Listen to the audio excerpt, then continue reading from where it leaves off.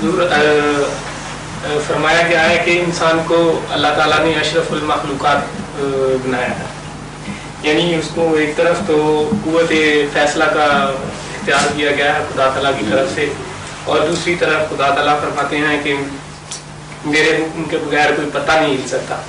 تو کیا اگر کوئی انسان کوئی برا کام کرتا ہے تو کیا اس پہ خدا کی رضا شامل ہوتی ہے؟ نہیں،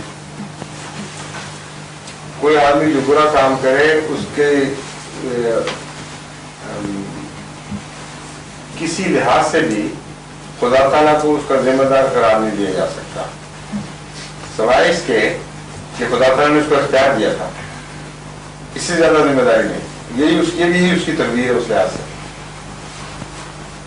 ایک بچے کو آپ اجازت دیں یہ کام یوں کرے یا یوں کرے، میٹھی چیز کھائے یا کڑوی کھائے، وہ کڑوی کھا لے اور یہ بتا دیا جائے اس کو پہلے کہ یہ کڑوی ہے اور اس کو پتا ہو کہ کڑوا ہوتا کیا ہے، تو اس لحاظ سے تو آپ ذمہ دار نہیں ہیں، اس نے خود یہ فیل کیا ہے۔ لیکن آپ زبردستی روک بھی سکتے تھے، آپ کا زبردستی نہ روکنا یہی صرف آپ کی ذمہ داری ہے، سمجھے نا؟ اسی طرح اللہ تعالیٰ کا بندوں سے تعلق ہے، جب خدا نے خیر و شر دونوں کی اجازت دے دی تو اجازت کی حد تک ذمہ دار ہے خدا، کسی زیادہ نہیں۔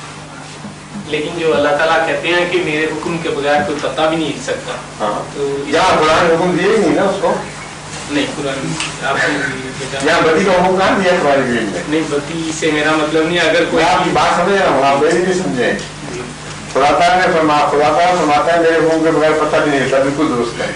اگر خدا نے حکم ہی نہ دیا ہو بدی کرنے کا تو پھر انسان آزاد ہو گیا نا، تو خدا کے حکم کے خلاف نہیں کر رہا وہ ان معنوں میں۔ اگر حکم دیا ہو بدی کا تو پھر وہ مجبور ہے، لیکن یہاں خدا نے حکم کو اٹھا دیا ہے، یہ اور صورت حال ہے، یا حکم کو سسپینڈ کر دیا ہے اور اس کو اختیار دے دیا، یہی حکم ہے خدا کا اور یہی حکم چل رہا ہے۔ یہاں خدا کا حکم یہ ہے کہ تم مختار ہو گئے ہو یہاں، تو اس کا حکم چل رہا ہے، ہم مختار ہو گئے ہیں۔